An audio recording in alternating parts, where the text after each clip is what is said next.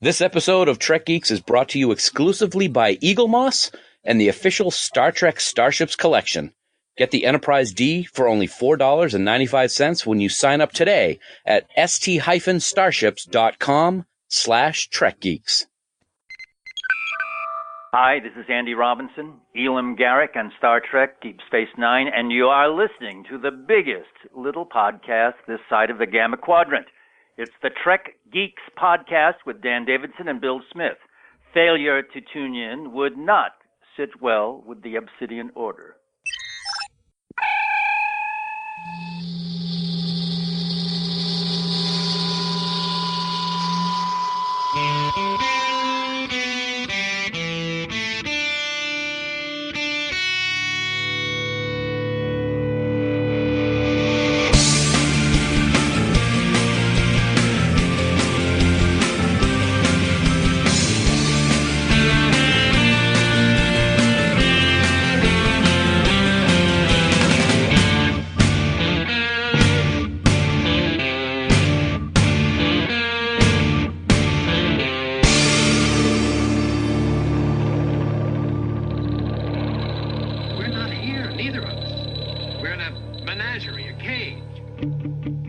From Podfleet Command's secret listening post inside the Badlands. It's the biggest little show this side of the Alpha Quadrant.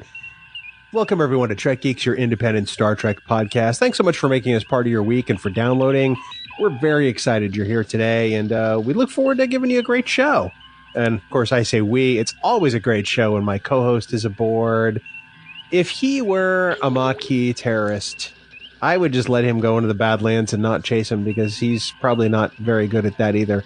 He's the very sly Dan Davidson. Dan, how's it going there in the Badlands, buddy? Well, it's going. Thanks, Jover. Thanks for the introduction. I appreciate it. It's good to be here, and I look forward to a good discussion as always with you and all of our listeners around the Badlands. Yeah, both of them. Yes. No, it's great to be here, continuing a great discussion that we started last week. I've been looking forward to this one just as much as I was with last week's, and I can't wait to get into the talk, man, for the uniform, part 2 of the Eddington Arc. We really got to get some budget for that echo because if we paid you for every word you'd say, you get an extra $5 right there. It's pretty amazing. Yeah, no, this is sort of the middle act of the 3-act story, and it's probably one of my favorites. I'm not going to lie. I'm very excited to talk about this today. As am I. I rewatched it just yesterday, just to get back into that feeling because it's a tense story and I saw some new stuff that I liked, and I saw a couple of things that I didn't like. So I'm looking forward to talking about the whole shebang for the uniform, because it's all about the uniform, Bill. It's yes, all about that uniform. About that uniform, no trouble. No trouble. No trouble. Pretty clear. I ain't no size 2. Wow, those are your words, not mine. Dan, people may have some comments, some questions, some suggestions for us. Maybe they've been watching the Eddington Arc along with us, and maybe they want to send us their thoughts. How might they do that, mon frere? Well, I'd be happy to tell everyone. You can head right on over to trekgeeks.com/contact, and you'll find a variety of ways to send us your thoughts. And believe me, we want to hear from you, so please check it out. You can leave us a voicemail. You can Skype chat us. You can fill out the contact form and leave us a message about anything that might be on your Star Trek mind. Plus, don't forget, you can click the big blue button on the right-hand side of the website and even leave us a message using SpeakPipe. Whenever I say big blue button, I think of that dog cartoon. I don't know why. But anyway, we'd love it if you would also join our official Facebook Camp Kittimer. Always great things going on over there. Star Trek Talk, Star Trek Picks, Friday Commute Celebration lip syncs with Bill and I. Plus, you're also going to get early access to the Trek Geeks podcast before it's even released. To join the group, just head right on over to facebook.com/Camp Kittimer. And one of our wonderful admins will let you right on in to join in on all the fun. And we may be taking suggestions for that Friday commute celebration very soon. But please remember that any comments or messages you leave us in any of these places may be used in a future episode. Back to the EP, Bill Smith. Thank you, Dan. And just to clarify, that's facebook.com/groups / Camp Kittimer. Because if you go to the other one, the group now? oh yeah, big time. Wow, I think that's the first time I have misdone that particular URL. I humbly apologize and beg forgiveness. That's okay. It's the drugs talking. I understand. I would not be doubted about. I can't even talk. And why am I even here? And by drugs, I mean cold medicine. Let's be honest. Yes, as far as I know.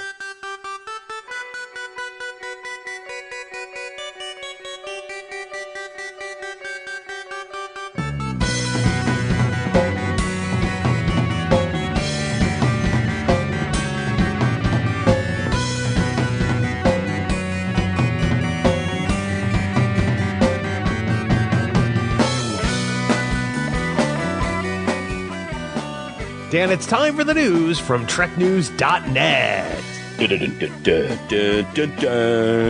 Spanning the Alpha Quadrant. For all the news on all the Star Treks, yo. Yo, It's TrekNews.net.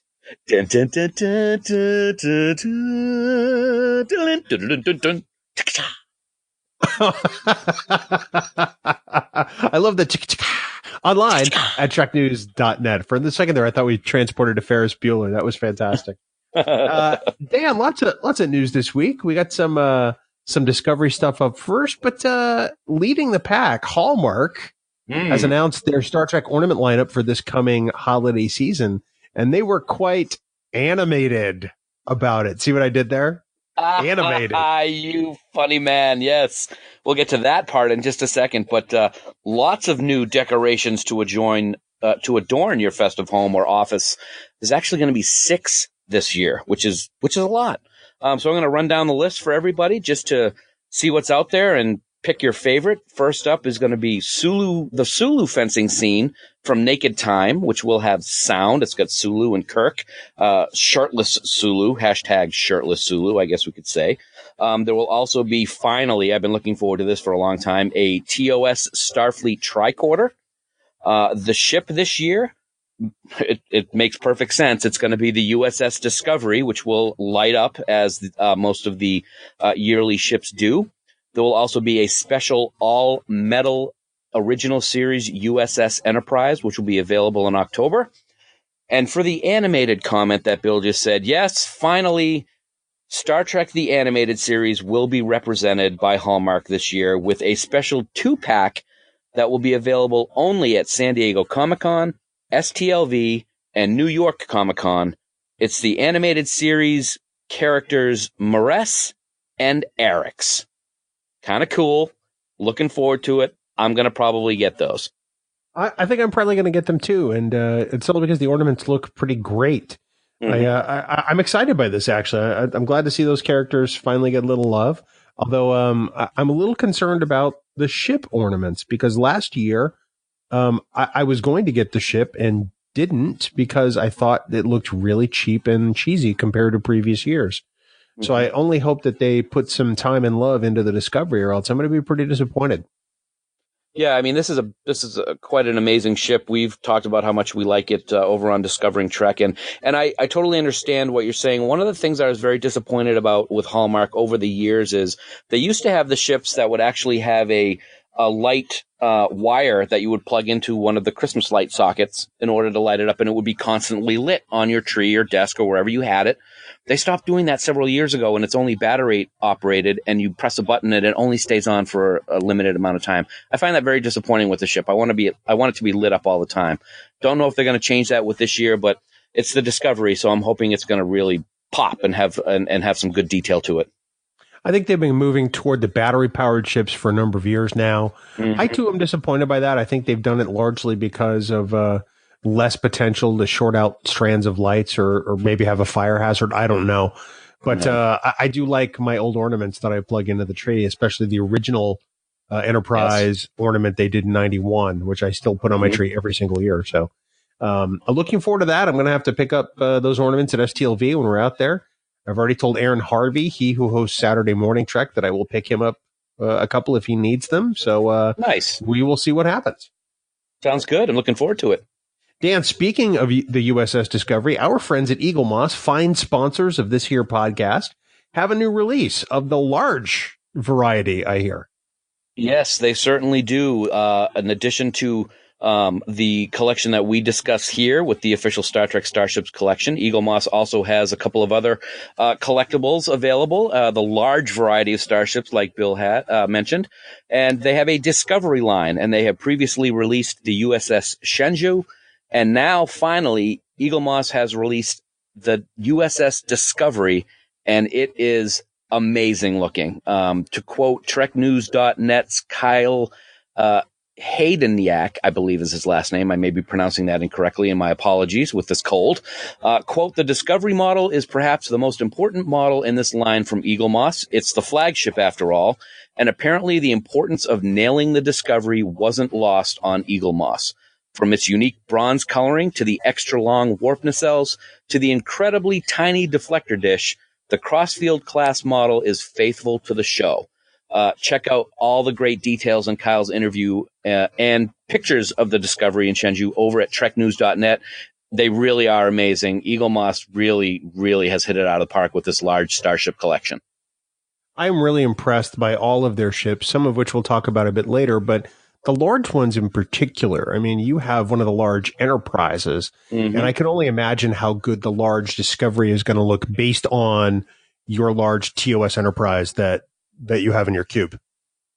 Oh yeah, I mean that one that you got me that sits in my cube is beautiful. It's the detail's amazing, and the Discovery line of ships is bigger than this. I think they're around, I want to say 15 inches long, something like that. They're quite large, and I've seen pictures online of the Shenzhou, and the detail's amazing. The paint colors are very vibrant, and it's worth checking out. And if I had room, I'd have a lot of starships right now. Well, we're going to talk about how people can do that a little bit later on. But Dan, before we do that, there's more Discovery news. There's some nominations and awards that we need to update people on. Yeah, absolutely. As we've talked about a few times, Discovery's been racking in nominations and awards. Although it didn't take home the trophy this week, Discovery was nominated for a Peabody Award last week. And it shows yet again the deserved recognition of this latest spinoff of Star Trek.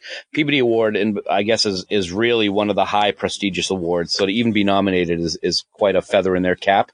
So congratulations for that. And also congratulations to Jason Isaacs for winning an Empire Award for his portrayal of our favorite mirror, Captain Gabriel Lorca. Very, very good news there. And as always, we look forward to the future announcements of Discovery nominations all through the summer, and we will be sure to bring them here to you during the news segment from TrekNews.net. Absolutely. And Dan, we're kind of sick with Discovery news this week. It's fantastic. I love all this stuff. Yes. I know this is a late edition because I just happened to read this before we recorded tonight. But speaking of Discovery, the Star Trek Discovery Annual is now available for comic readers. Indeed it is. And this is news to me just as we're reading it now. So I will be checking it out. It is actually a story of how the story of Stamets and his work with the spores leading up to his discovery of the mycelial network. So kind of a nice backstory there. It's going to also include how he got into Starfleet, how he met Hugh Culber, and even how Tilly wound up on Discovery as a cadet. So that's very cool. It's available now at your local comic book shop, and as well online at Comixology. So check it out. I will be. I've read it. It's fantastic. I'm looking forward to talking about it a little bit on Discovering Trek at some point, because I think there's a story there that's worth talking about. But yeah, definitely check it out. It's the annual, which they do for pretty much every comic on the planet, and the Discovery one is certainly worthy of the title Star Trek. Co-written by Kirsten Beyer, who is one of the writers for the show and also an author of Voyager novels. So pretty exciting. Awesome. And Dan, cool. We're going to talk more about them later, as we always do, but some new tunes are about to hit the virtual airwaves. Oh, yes, indeed they are, my friend. 5-Year Mission's highly anticipated Year 4 makes its debut this coming Thursday, April 27th, 2018. You know, Bill, as donors to the fundraiser that they had, you and I got some early access to said Year 4. And I think you and I are in total agreement that this album just kicks ass. It is awesome. I listened to it today as I was doing some ironing, and it was pretty sweet. I listened to it yesterday as I was cutting up some bits here for the podcast. In fact, people will notice that the music you hear in this episode of Trek Geeks, and probably for a considerable amount of time, is all going to be year 4 tracks. So the segment bumpers that you hear in this episode, all from the brand new album. So we want everyone to check it out. That's for sure. Absolutely. It's amazing. And I can't give a spoiler. I'm not going to do it. Sorry. Yeah, no spoilers. No, we don't do that on Trek Geeks. No, not at all. Can't do it. Sorry. It's definitely a worthy successor in the 5-year mission catalog. And, I'm excited to memorize every note of this album. It's fun. It is fun. Everybody will enjoy it. Check it out.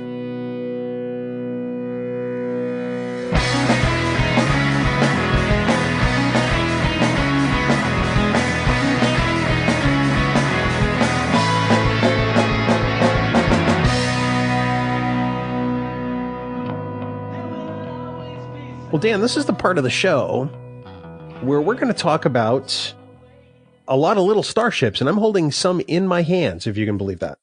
Oh, really? Unbelievable, because I don't have any in my hands, and I'm feeling kind of left out.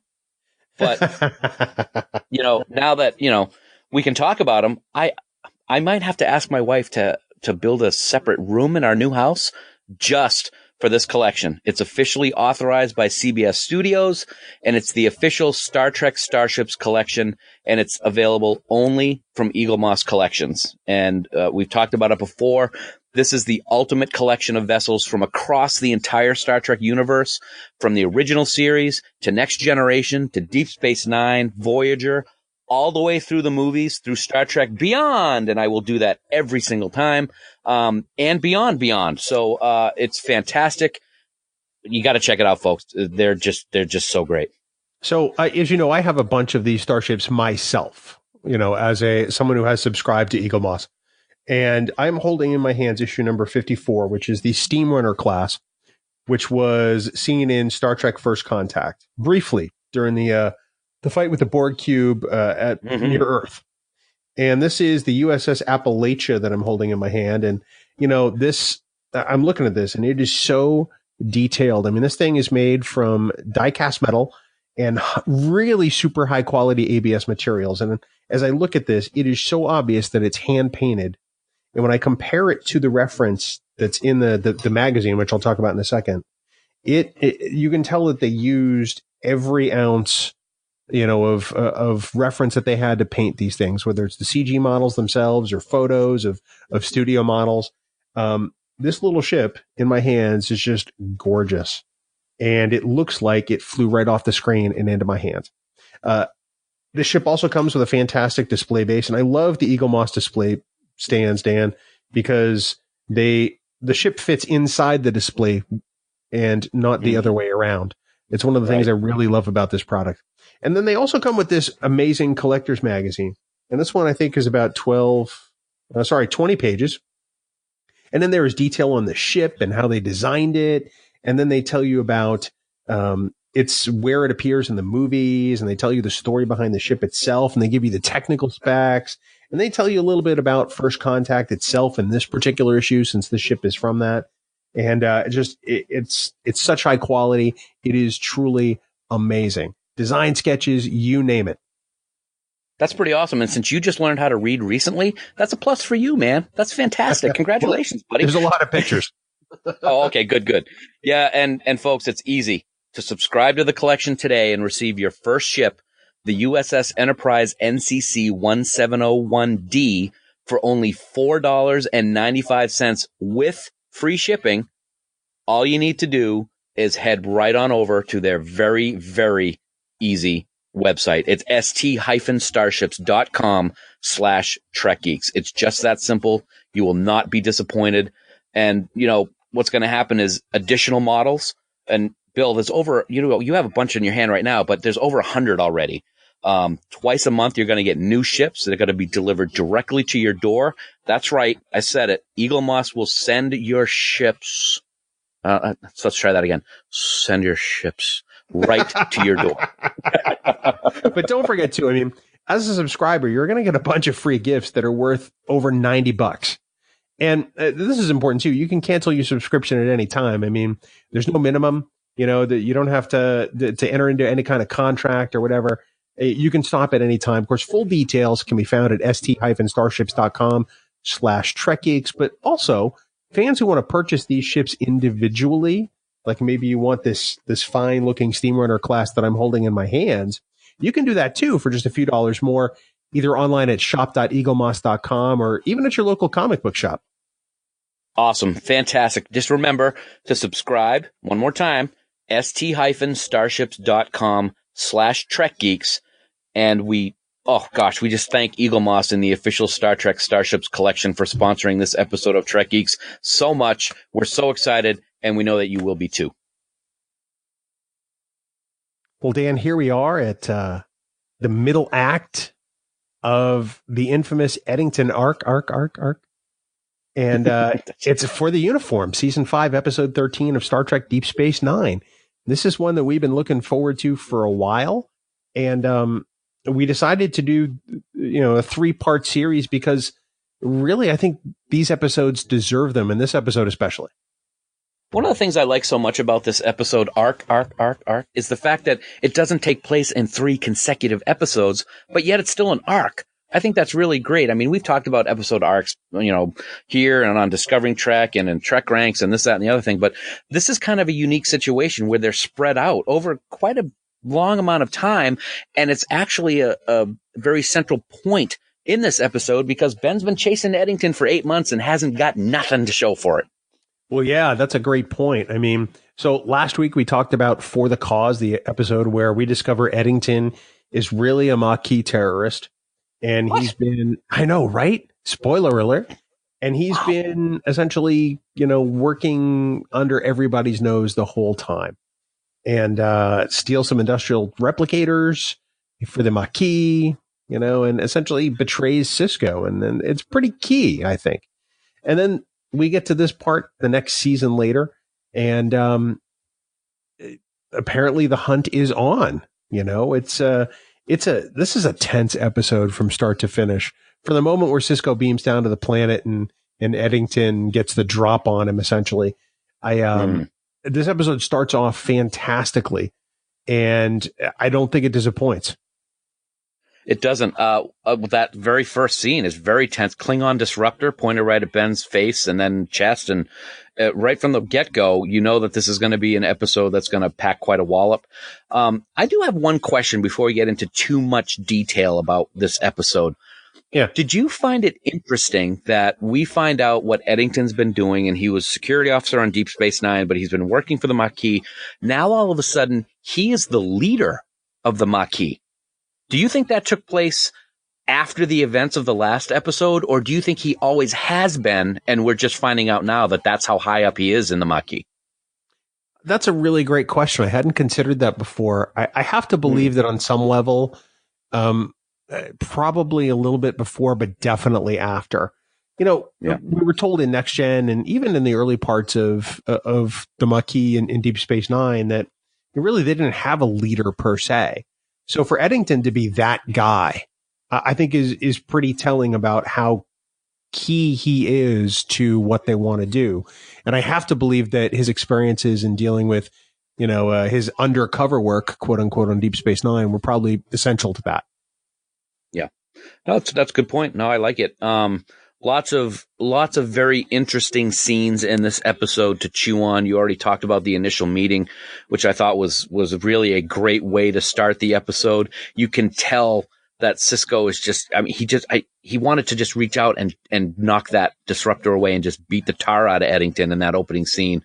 One of the interesting things that I thought after that happened was Eddington's deviousness for planting that virus in the Defiant.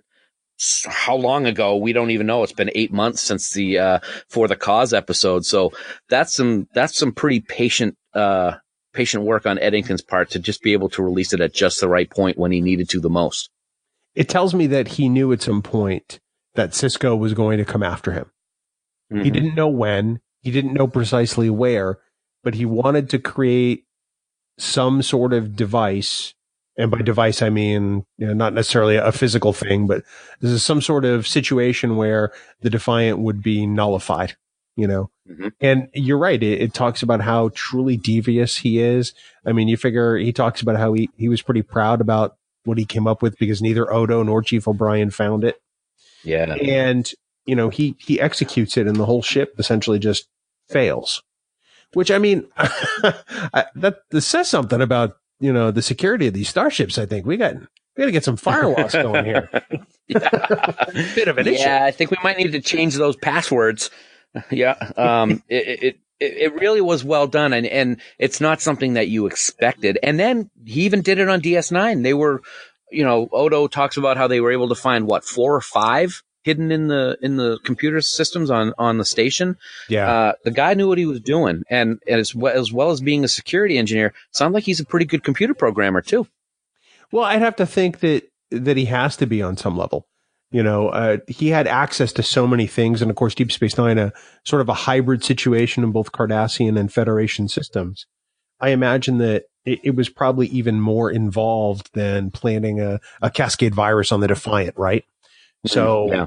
I imagine that for all that stuff to go undetected for so long, talks about how much trust he had, but also how really how really well he performed these tasks. So before we move on from this, I want to go back to that initial meeting at the beginning of the episode for a second. Sure. The scene where he's telling Sisko to look at the people in the cave, I thought was particularly telling as far as Eddington goes. And, they talk about this later on, but you could see at that point that he viewed himself as a Robin Hood of sorts, essentially telling Sisko, these people, that they were sold a lie. And then Sisko essentially counters him back. It's like, well, you're the one who's selling them an even bigger lie that they're going to be able to go back to these worlds at some point when they won't. And I thought that the tension in that scene was just, it was really gripping. I mean, Disruptor aside, the dialogue between those two characters was just outstanding. It's funny that you say that because I had a little bit of a different take on that. Okay. I agree that the tension in the scene was great, but I thought it was a little bit over dramatic on Eddington's part, that with all the things that Sisko was saying and all the, undercutting and kind of insults that Sisko was throwing and how he's going to be court-martialed, the thing that almost set Eddington off, and he points the gun right at him, is when Sisko refuses to look behind or in front of the curtain to see the people that are there. I found that I understand why he did it. I mean, because he is the leader of the Maquis and he feels that the Federation has caused all this. But I was like, wow, with everything said, that's what got you to point the gun at him. I thought it was a little interesting. I thought it was interesting that he had that reaction, with his power being challenged. Because to me, that's essentially what it was. Sisko dared to defy him in that moment, where Eddington was sort of in control, if you will. And Sisko wasn't going to back down because Sisko's not afraid of him. Sisko knows that, he's essentially a terrorist. And so I thought that dynamic alone was really what was exciting about that particular scene. When you carry that forward, go ahead. Yeah, I was going to say I wanted to jump ahead real quick back to the attack on the Defiant by Eddington with the virus. I got to say, last week I talked about and raised the question, why does the Federation think the Maquis is such a threat? They're such a small group of people. There's a lot more important things seemingly going on in the quadrant that they should be paying attention to. But when I watched this episode again yesterday, I said to myself, that's a perfect reason why the Federation should probably be worried about the Maquis after seeing what Eddington did to the Defiant and potentially would have done to the station if Odo hadn't caught the other viruses. Absolutely. You couple that with the fact that in the episode previous to this, in the Eddington Arc, he stole those, 12 or 10 industrial size replicators. And, the Maquis becomes, a significant, power in that part of the galaxy. I think that Sisko's right to be that concerned about them. And, I think Starfleet is concerned, but I think Sisko's probably closer to it than the people at Starfleet Command.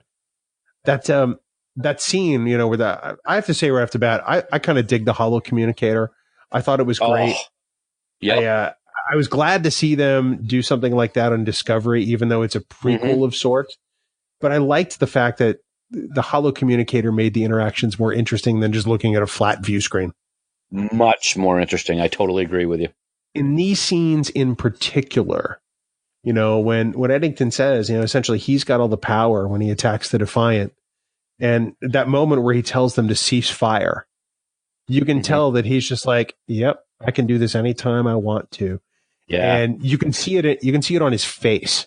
He doesn't say those words, but you can tell that he is just savoring the moment where Benjamin Sisko is essentially powerless against him. Yeah, I mean, he's cocky in the way he does it, but he's not. Does that make sense?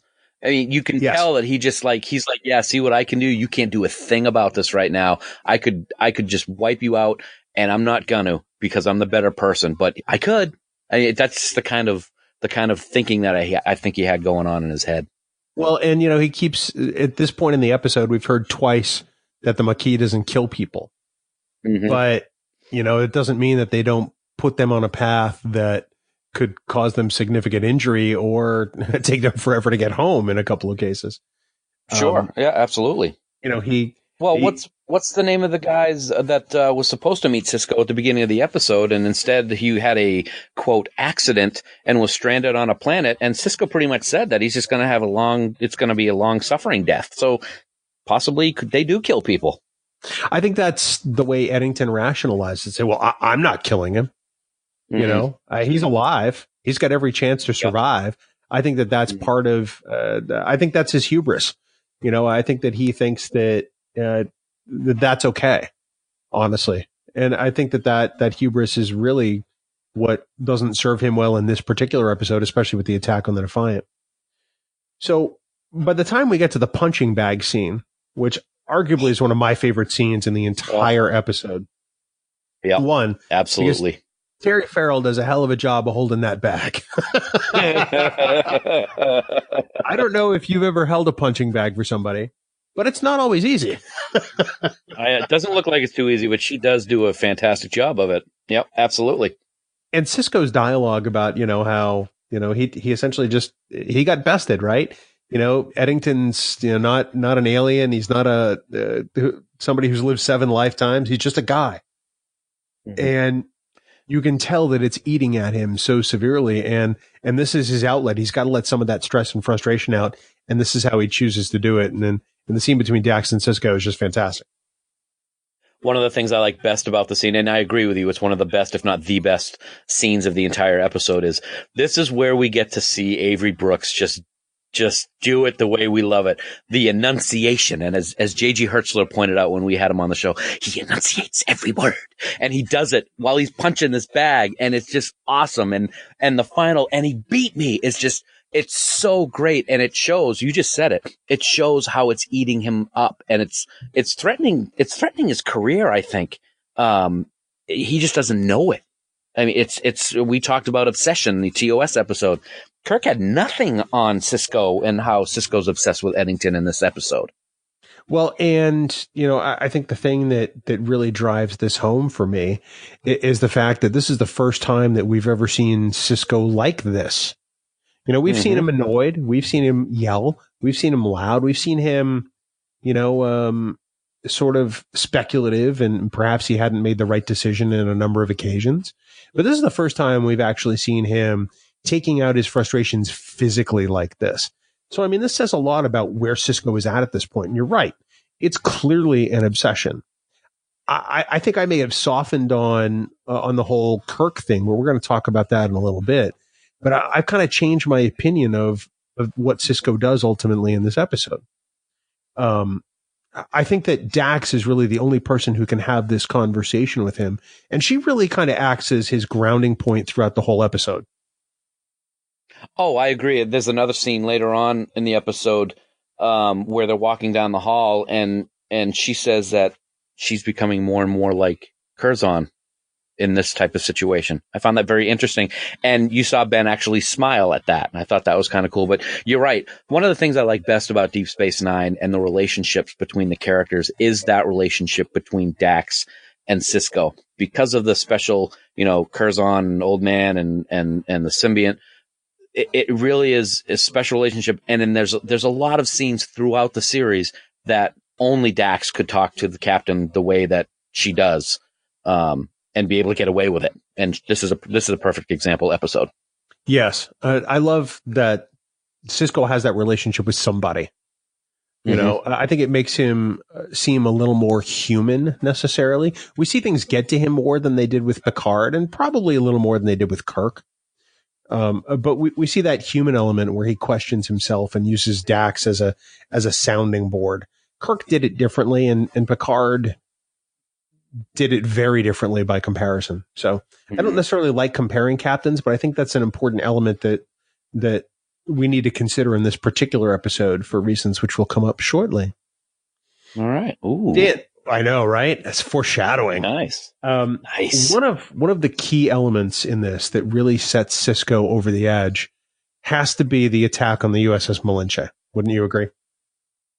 Oh, I definitely agree, because now the Maquis have, before they're a nuisance and they're smugglers and they might, do some things that are, pissing the wrong people off. Now they've attacked a Federation starship and pretty much crippled it. And actually, it's the second starship in the episode that they've done that to. But obviously now they've become a real threat to the Federation and the Starfleet. And I think that just raises the game in Ben's mind even more, especially when we see it. I will say that I found it very interesting that 3 Maquis raiders could do the damage that they did to the Malinche when we saw the ship adrift. Here's the thing I've never understood. I'm going to go off on a slight tangent alert. So the Maquis, right? They're a terrorist organization. At the time that we're introduced to them, there's sort of no central command, if you will. But yet they all have the same ships.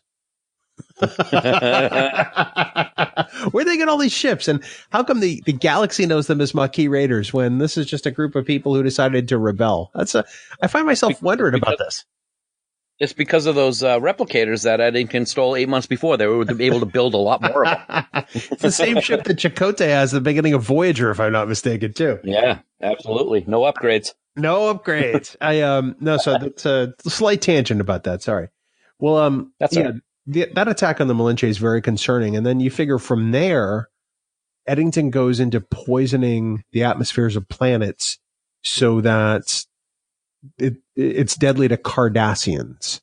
And any one of those two events alone, certainly, concerning, but the two of them together, I think, show a pattern of thought, which is really what, makes Sisko decide he has to stop Eddington pretty much at any cost.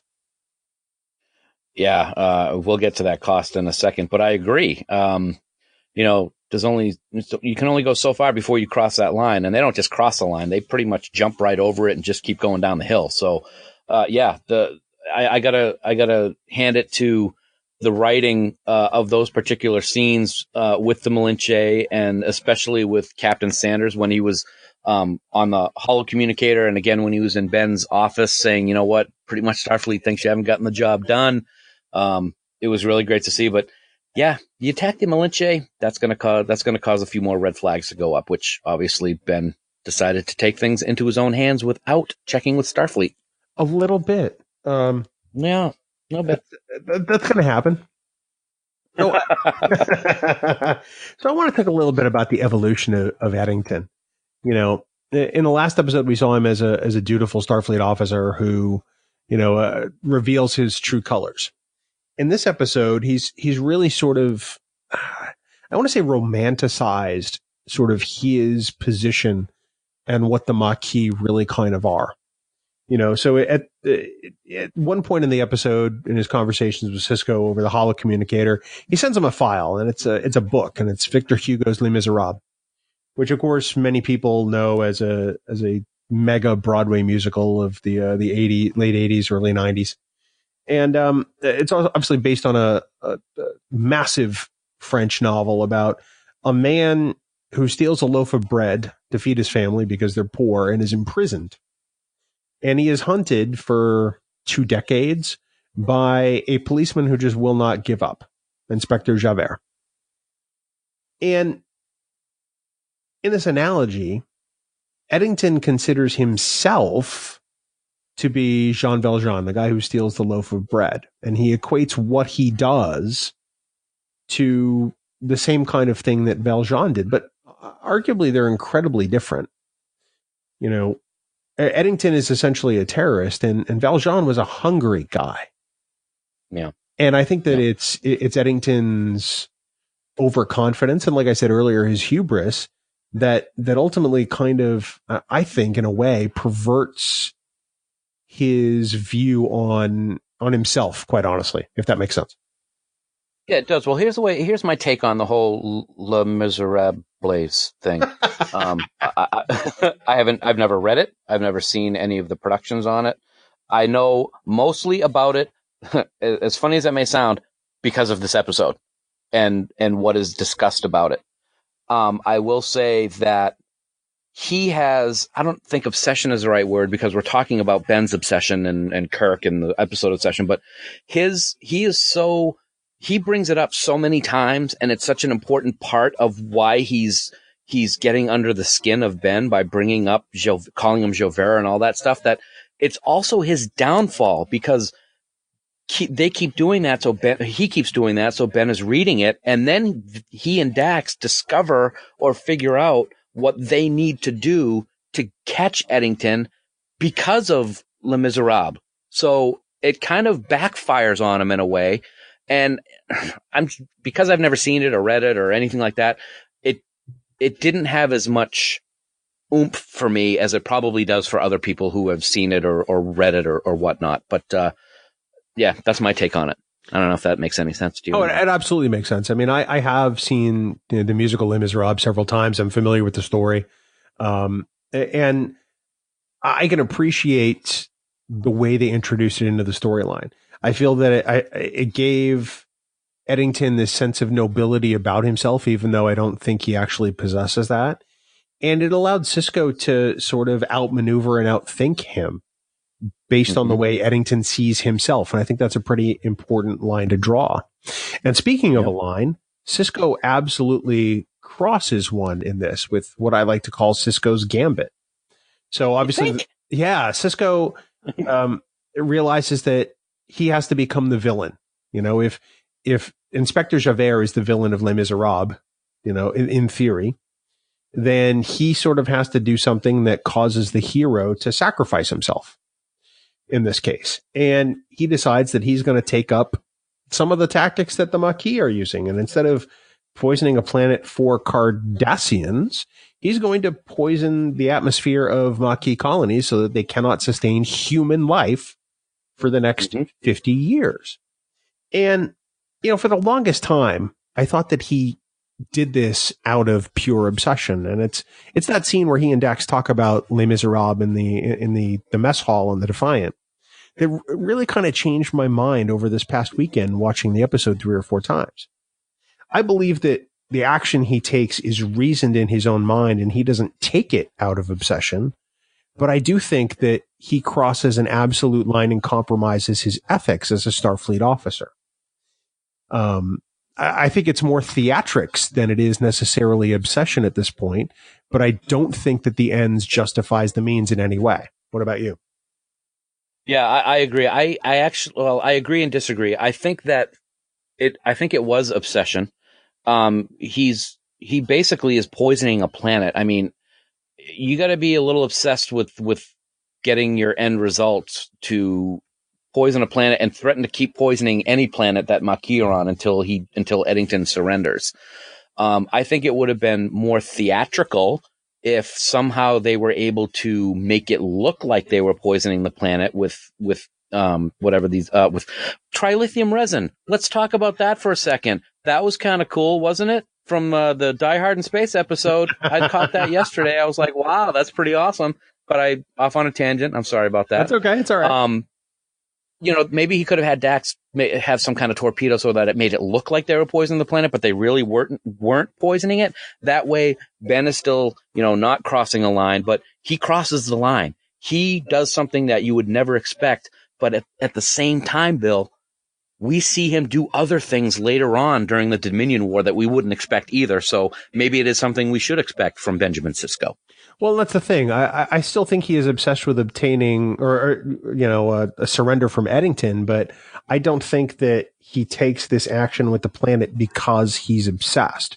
I think that he looks to use the tactics that Eddington is using to cause him to surrender, because Eddington doesn't think Sisko will go that far. Sisko says he has to make himself the villain in order for Eddington to sacrifice himself. And the only way he can do that is if he essentially does the same thing that Eddington did and abandon the uniform and take that act. So, and if he wasn't so reasoned about it in the scene before, then I might have thought that it was just pure obsession that drove him there. But I think that it's obsession partnered with, the fact that he really has to abandon those ethics and sell it in order to get Eddington to stand down. That's kind of where I'm at now. Let me ask you this then, because this is where I question theatrics versus obsession. He poisons the planet, which is like, are you kidding me? But then the scene where he completely flips out when he's getting ready to fire on the second planet, and he's yelling at Kira to shut the holo communicator off, and he's like, it looks like he's losing it. Was he doing that in show, theatrics, to get Eddington to surrender, or do you think he really was feeling that? I think he's really pissed.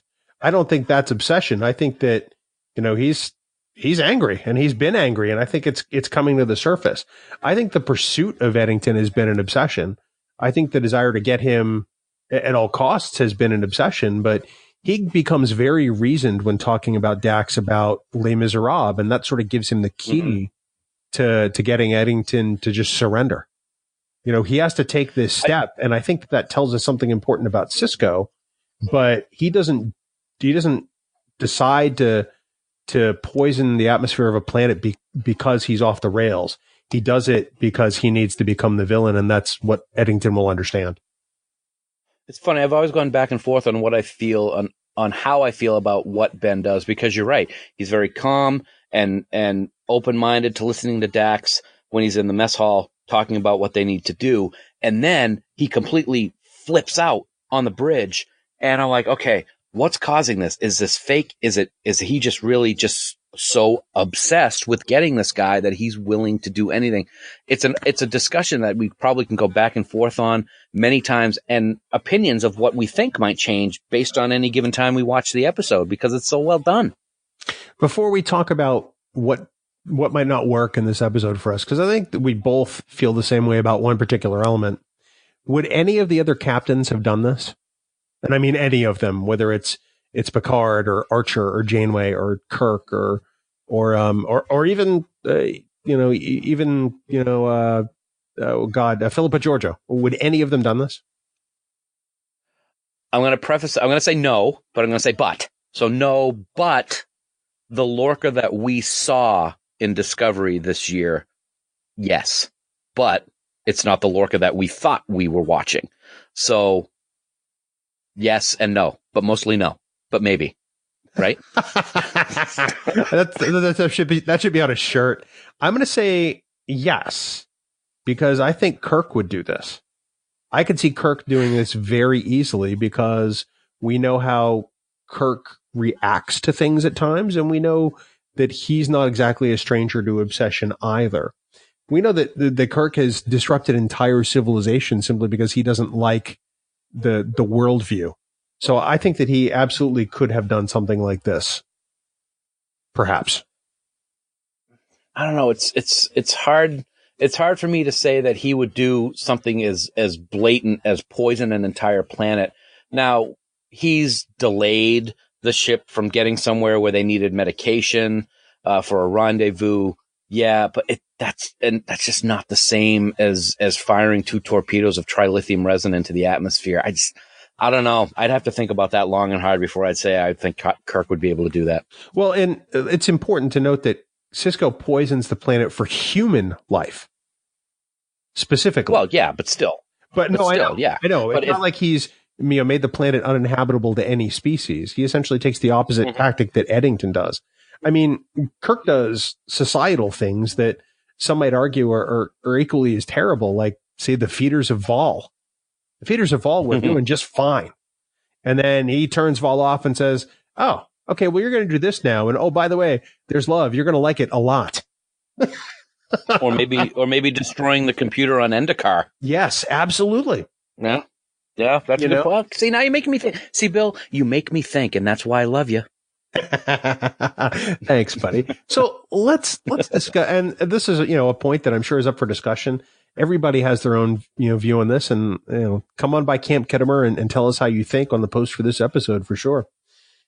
Dan, what doesn't work in this episode for you? Because I think I know the answer to this. How can I put it? The ending sucks. This episode. It does. How's that? It does. It's you know what? You've been chasing a guy for 8 months. After he had been working for you for 18 months and completely deceived you, and you finally get him to surrender, and you just watch him walk off the ship and let Odo take him away with just not really doing anything or saying anything. I thought it was just like, no, that's just not, that just doesn't work for me. There's a lot there, and we don't see anything at the end. Yeah, and really for me, the last 20 seconds of the episode doesn't work. I'm okay with Odo taking Eddington to the brig, but that whole scene between Dax and Sisko afterwards, which, almost seems like a TOS, kicker scene at the end of an episode where they should have been laughing with a slap on the back at the end. Just, I thought really undercut the tension of the episode and what happened. So that's really the only thing in this that doesn't work for me. You're absolutely right. It made it sound like Sisko didn't think it was a big deal. Yeah. Oh God, I knew I forgot to inform Starfleet of what my plan was. Don't worry about it. Well, yeah, and I can see Scotty in the background laughing without being able to really stand up straight. And it says that Dax felt the same way. Yeah. No, I agree. I think the ending of the episode falls very flat. But the other thing that I wanted to bring up, Bill, and I'm very interested in getting your take on this, because on one hand, yeah, I can see it, but on the other hand, I just didn't like how it happened. As much as Eddington didn't want his people hurt, I really found it hard to believe that he would surrender so quickly to Sisko when Sisko was ready to fire the torpedo on the second planet. If anything, I figured he would try to attack the Defiant again somehow, but he surrenders really quick. Now, that's what Sisko is betting he'll do, and he does it, but it just seemed with all of the blustering that Eddington did at the end of the last episode and through most of this episode, he turned way too quick for me to be like, wow. It surprised me. I don't know about you. I can understand where you're coming from on that. I don't necessarily disagree, but I can also see that Eddington is looking at a side of Sisko that he hasn't seen before, where Sisko would just compromise, his ethics as a Starfleet officer and poison the atmosphere of a planet. I think he believes at that point that, maybe his obsession has gotten the better of him from his perspective.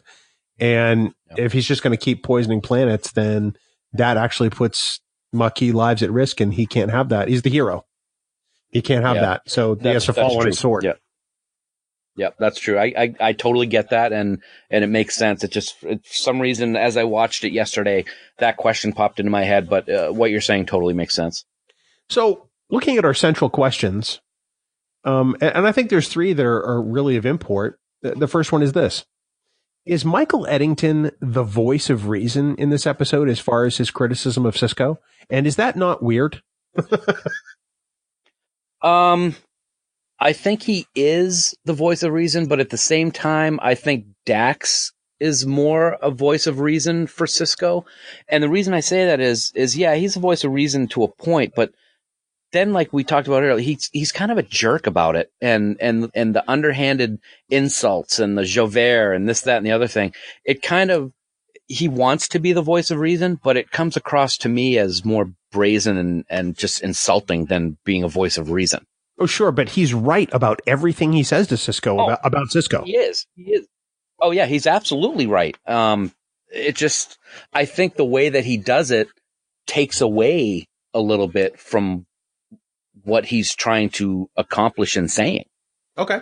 But you're absolutely right. He is 100% correct. I mean, Ben's off his gourd most of the time when it comes to Eddington. So yeah, that part I do definitely agree with.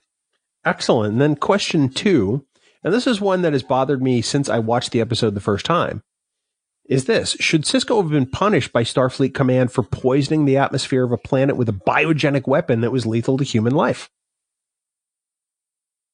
Well, should Eddington have been punished for planting a virus in the Defiant Well, or on the station. He is going to be punished. He was arrested. And Sisko said he'd add that to the counts for his court-martial. Well, then why shouldn't Sisko? I agree. I think, yes, he should have. I believe that he should have. He went against, I mean, I'm sure there's a regulation in Starfleet somewhere that says don't poison a planet, please. So he broke protocol and he broke the rules and he poisoned a planet, even though, like you said, it's only for humans and other people can live there. And they actually, the Cardassians and Maquis switch planets. So there will be people living there, but I can't see how he couldn't be punished in some way for the actions that he took in this episode. Yeah, I think this is one of the brief shortcomings of this episode. Yeah, or because in Deep Space Nine, there's an arc to the whole series. I mean, these characters don't develop amnesia the way we do normally in episodic Star Trek. The actions of one episode factor into the next one, and they could have very easily have addressed that with a scene in an episode or two down the road where Sisko, gets some kind of punishment for having done this. Maybe who knows what it is. Maybe. I mean, it could have been something as easy as he's communicating with the Admiral, and the Admiral says, "Remember, Ben, it's already on your permanent record what you did on planet blah blah blah, whatever it is." Even something as simple as that would have shown that something happened, and we never see that. Well, it's interesting because in looking up this episode, I took a look at some of the behind the scenes stuff on Memory Alpha, and one of the entries they had in there came from Ron Moore. There was an article in Cinefantastique back in the day, and it says this: Sisko's actions in For the Uniform generated a lot of discussion. Ronald D. Moore commented, quote, "Now we've stirred it up and let people really argue about this. Sisko took an action and took a step that probably Picard wouldn't have. That's what made it an interesting episode. I could see Kirk taking this action. It seemed to me like what Sisko did was basically level the playing field again. Eddington goes and poisons some worlds, put some stuff in the atmosphere that makes the Cardassians have to leave. He didn't destroy the ecosystem or the biosphere because he wanted the worlds for the Maquis. Sisko did the same thing, but did it to the Maquis, rendered some worlds uninhabitable to human life. It was a pretty drastic action. He's out on the frontier. He has some difficult decisions to make, and it solved the problem. He pulled Eddington in off his ship, and he got results. I respected him for doing it. It was a bold decision, and it worked. I think sometimes the characters have to do the right thing, even if it's difficult, and make a tough decision and not worry so much about keeping their hands clean and not be so obsessed about what the rules are sometimes. I think Kirk was more than willing to bend a rule every once in a while to serve the greater good, and I think that's what Sisko did," end quote. I think that's a very interesting take. I still think he should have suffered some kind of penalty, though. Yeah, like I said, I agree. It's interesting to see Ronald D. Moore think that way, especially the Kirk thing, because we just talked a minute ago, and I'm not too sure Kirk would have done something like that. It's something that it's one of these talking points that I love about Deep Space Nine is that everybody's going to have a different opinion, and hashtag no wrong answers.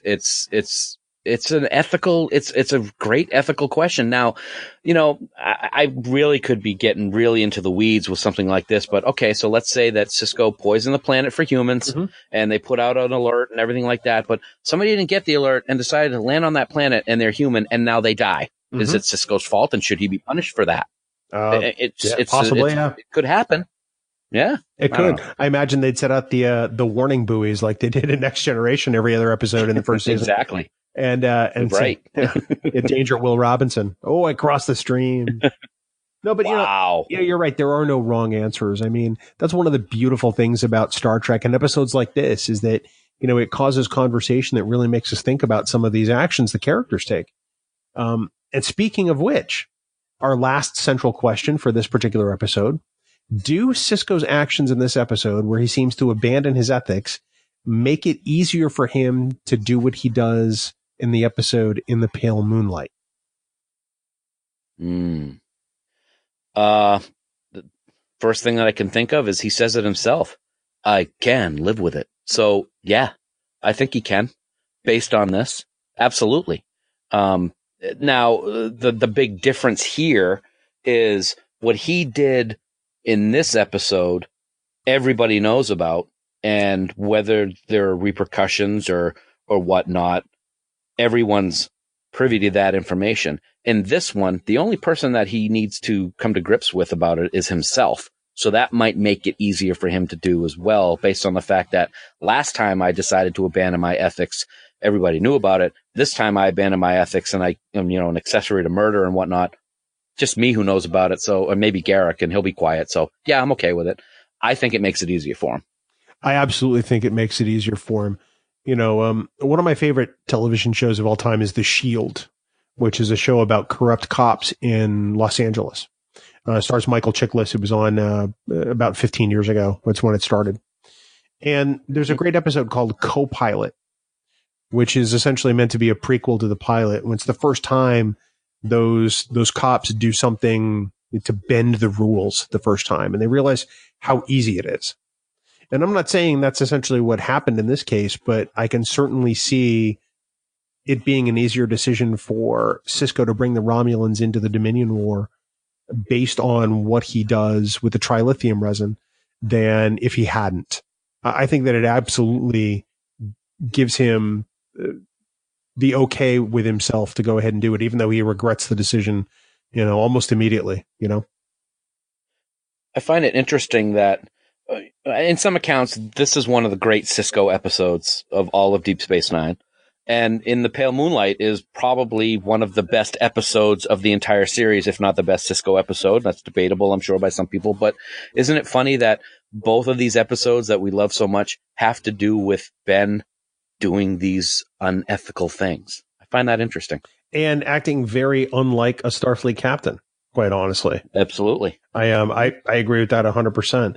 I have to give all kinds of credit in this episode, both to Avery Brooks and to Ken Marshall, because the two of them opposite each other in this is fantastic work by both actors. It's truly amazing. They are fantastic. It makes me wish that we got to see more of Eddington going forward. Oh, wait, we get to see him at least one more time. But one thing I did want to mention, Bill, is, our friends over at Mission Log just started doing Deep Space Nine on their weekly show. And one of the things that they constantly bring up is that, this was expected and is a darker Star Trek. It's on the edge of the frontier, this, that, and the other thing. Doesn't get much darker than what happened in this episode and in what happens in the Pale Moonlight. So they're doing exactly what they told us they were going to do. I think it's great. I couldn't agree more. Well, Dan, that kind of wraps our look at For the Uniform, an episode that I love. I love this conflict. I love the performances turned in by these two actors. And it definitely is a fantastic discussion tonight, buddy. Thanks so much. Hey, it's my pleasure. I love talking. I love doing these deep dive episode discussions. It really, because it's good that we have differing opinions on some things, and it's good that you usually agree with me most of the time anyway, too. So thank you. Much to my chagrin and dismay, I assure you. No sense. Dan, another thing that's great, the five guys that we love so much, the band 5 Year Mission. Dan, they're year 4 as this episode drops in real time, the week of April 24th, 2018. Year 4 drops this week. So if you're hearing this podcast, you are not far from getting some brand new 5 Year Mission tracks in your ear holes. That's all I have to say. Please head on out to 5yearmission.net. Get all their albums. We've heard year 4. We absolutely love it. You've heard snippets from it in this episode now a couple of times. There's going to be more to come. And we just, seriously, go get this music. You're going to love it, and you're going to be a big fan. We've been waiting for it for a long time. They are a great band. They have great music, and they have great episodes of Star Trek like the one I just finished watching before we recorded tonight, Bill. The Battle of the Bands has been raging on for a long time, and we need something to allow us to go on the offensive, my friend. We need to take control of the war. And in this episode that I watched, I think we found exactly what we need. It's a planet, a very special planet with a very special crystal transmitter that we can use to send the songs of 5 Year Mission across the galaxy to bring peace and tranquility. Oh, man. And of course, I am talking about the episode Civis Farcum Parabellum.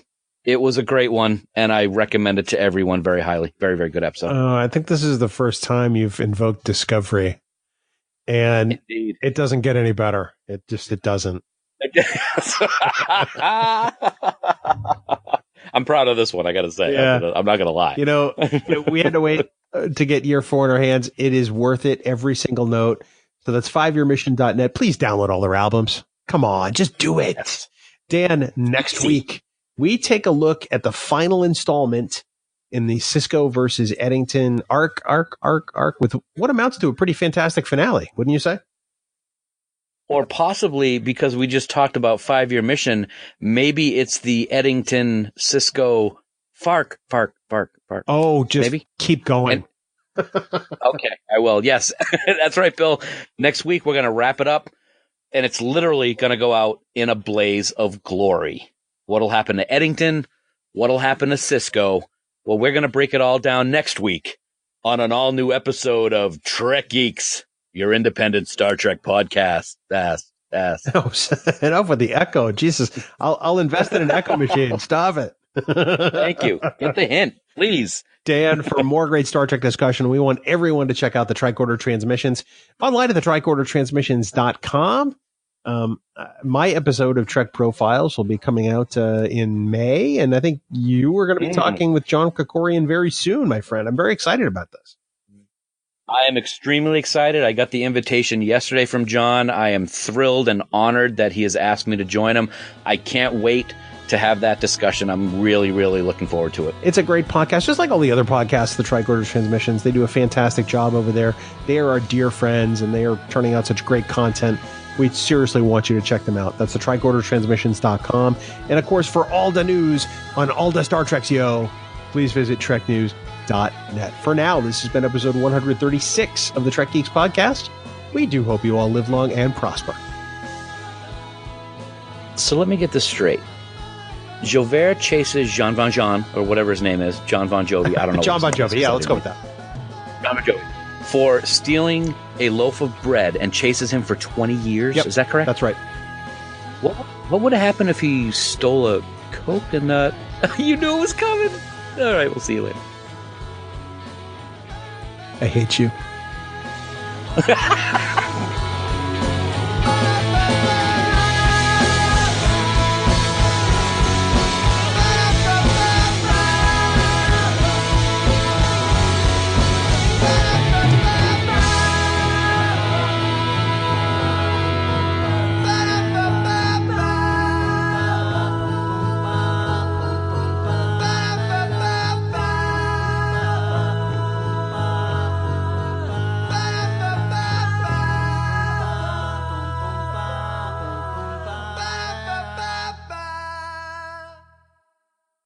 Bing bong.